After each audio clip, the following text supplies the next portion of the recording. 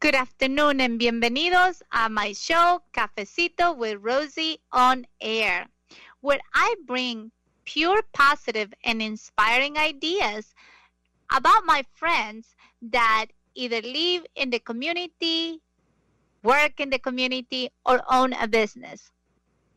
My name is Rosie Paulson. I'm the owner of Rosie Paulson Enterprises, and I have been living in the Tampa Bay area for 32 years.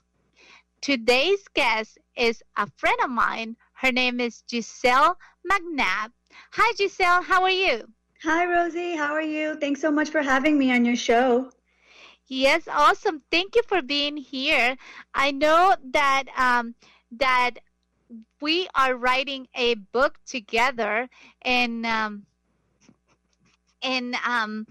we already launched it because this show is already airing in the 4th week of November.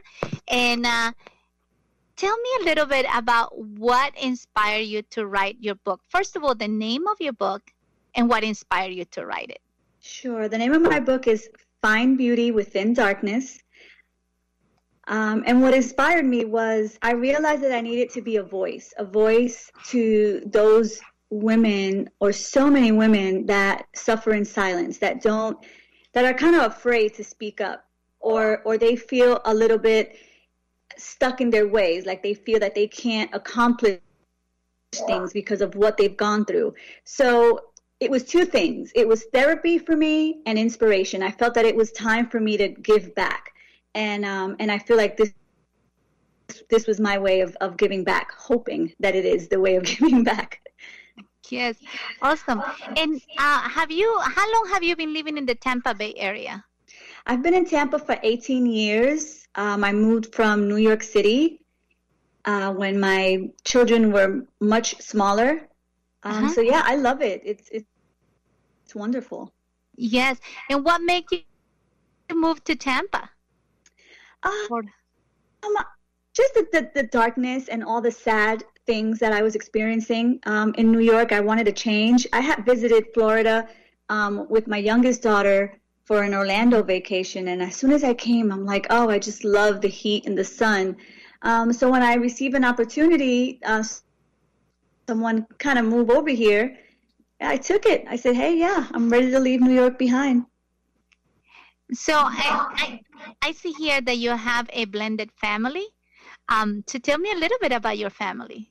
Yeah, well, I have 3 girls, 26, 17, and 11. And when I met my husband, he also has 3 kids, 2 boys and 1 girl, 19, 15, and 8. So that's our blended family. So he has his 3, I have my 3. We have no intentions of having any more children. So that's my blended family. Awesome. So a little bit of the Brady Bunch, right? Yeah, pretty much. Right. And I did have a blended family too. I had my 2 children, Tabitha and Stephen, and then my husband had our youngest daughter. To me now, she's my daughter, Crystal. She was 9, Stephen was 11, and Tabitha was 15 when we all got together. And it's funny because when my husband walked with my son, which biologically was not him, people would say, oh my God, he looks just like you.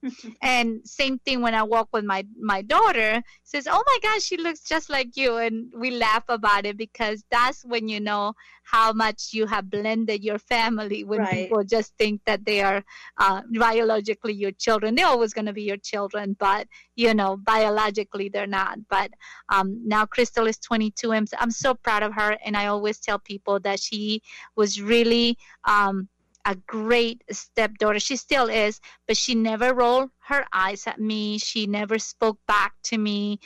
She has always been respectful, and now she's a person that I can call to when I'm in trouble with my hair or my makeup, and she's really good about what she does. So. Yeah. I think that also comes with the culture that we live in as well. Yes, exactly. And like I said, she really chose to to learn who she was as a person and like who she was, and she lives it every single day. I do know here that you talk about maybe your upbringing being a little bit trouble.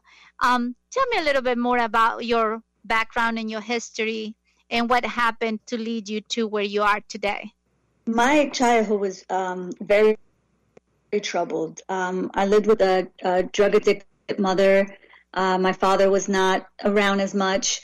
So it was tough. It was tough to live that life, especially in New York. It's so fast.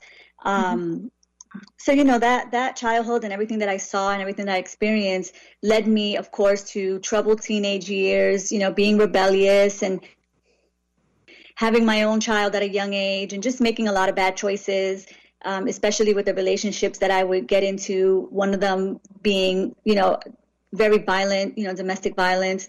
So, that's it's just what happened. It's just what my destiny was at that time. But all the struggles led me to just be a stronger person today. Right. And that is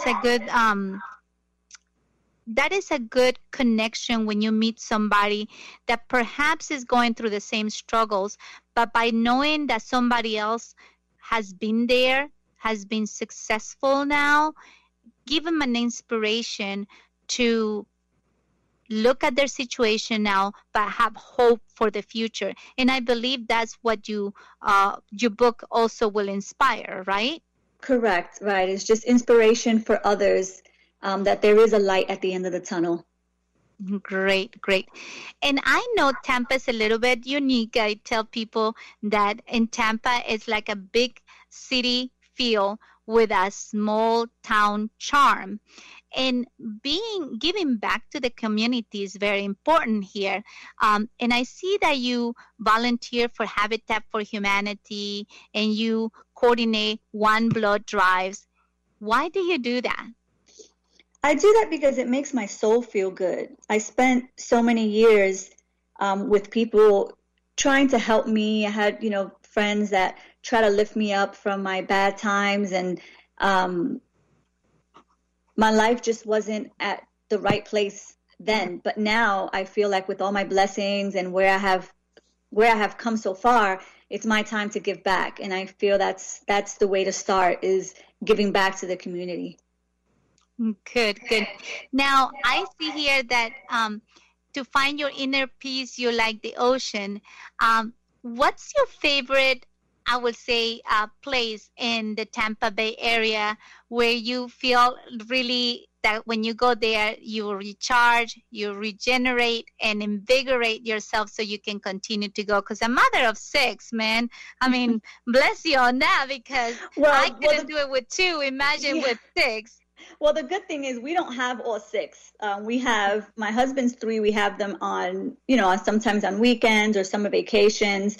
So at home, all we have is 2. But even though they're not here, we still worry and care for them just as if they were. So yeah, it is. It's challenging, but it's actually fun to kind of see them grow and raise them to be, the best, young adults that we can possibly try to raise them to. And it makes it a little bit easier for me because I know what not to do and what not to bring around my children. So they get the best of both when it comes from me. So yeah, that's how I see it. I mean, and then as far as where I recharge, my best places, like I said, is the beach. You don't really get good beaches in New York City. So, coming down here, I love the Bradenton beaches. Those are my favorite. And I just, believe it or not, I don't like going into the water. I'm actually so afraid of the ocean water. Yeah. I just like to kind of lay out in the sun and just listen to the ocean. It's just like a peace. My grandma, she was so old school, and she would say, take all your negativity to the ocean and let it go. And I just always resonate with that. So I go out there to kind of let my sorrows go to the ocean, away far. Well, that's very interesting because I never thought about that, but it's true because, the ocean is so vast, and if you just let all your negativity go there, you'll be regenerated and rejuvenated, Right. And the ocean can hold all that stuff. Now, I also see here that you enjoy gardening and cooking. Okay, like I cannot cook. we have a sign that says Rosie's Kitchen, but she's not allowed in it because I literally can burn water.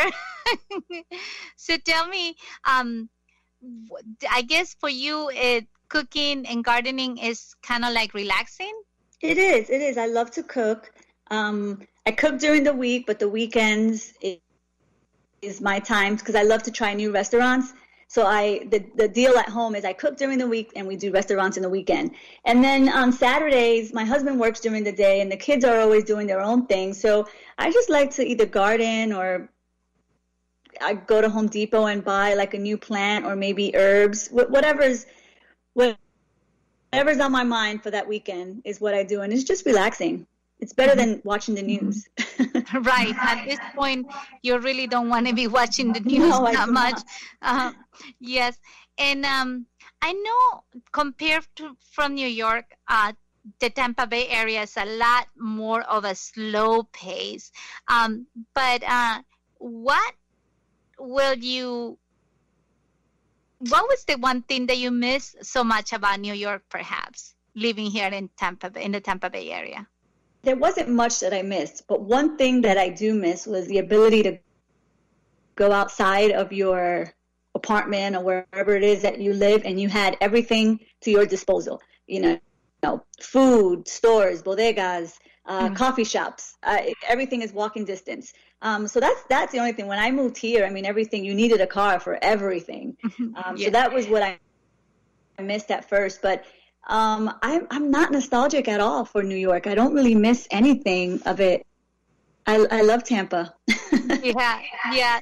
And so I heard you speak Spanish. Yes. So what's your background? What's your heritage? I am Dominican and Puerto Rican and a hint of Italian.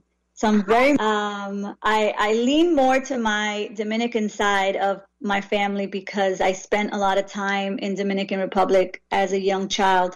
So that's where if my Spanish comes out, it relates more to the Dominican, I don't want to say language because it's all Spanish, but the Dominican lingo, Right. versus, the others.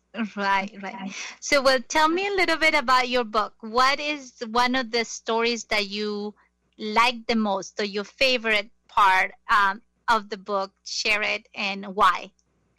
I'm gonna say my favorite, of course, is my love story, because that to me right now is the best part of my life. But I think the best part was describing the good moments that I had with my grandma. There were moments where even through all the darkness that I had with my mother, I had these moments with my grandma when she would kind of rescue me from those times, and it was just beautiful times with her. So that was like the best part of having the ability to remember those moments again. So that was definitely my best part.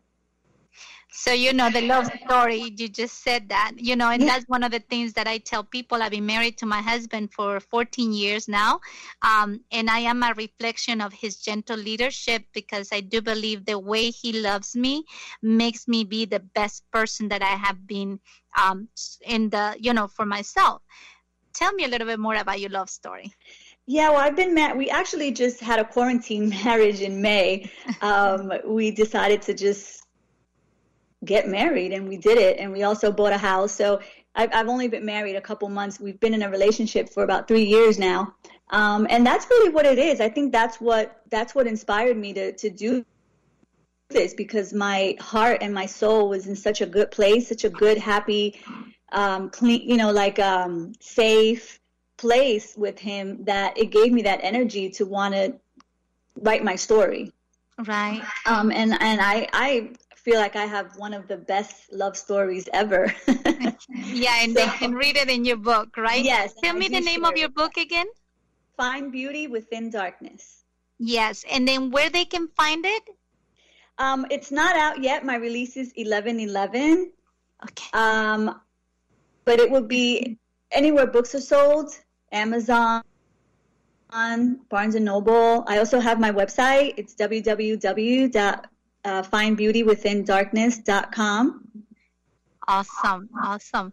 Now, with this COVID and having your children at home, how have you been able to cope with that, because I tell people, gosh, I am so blessed my kids are older, because if I had to teach them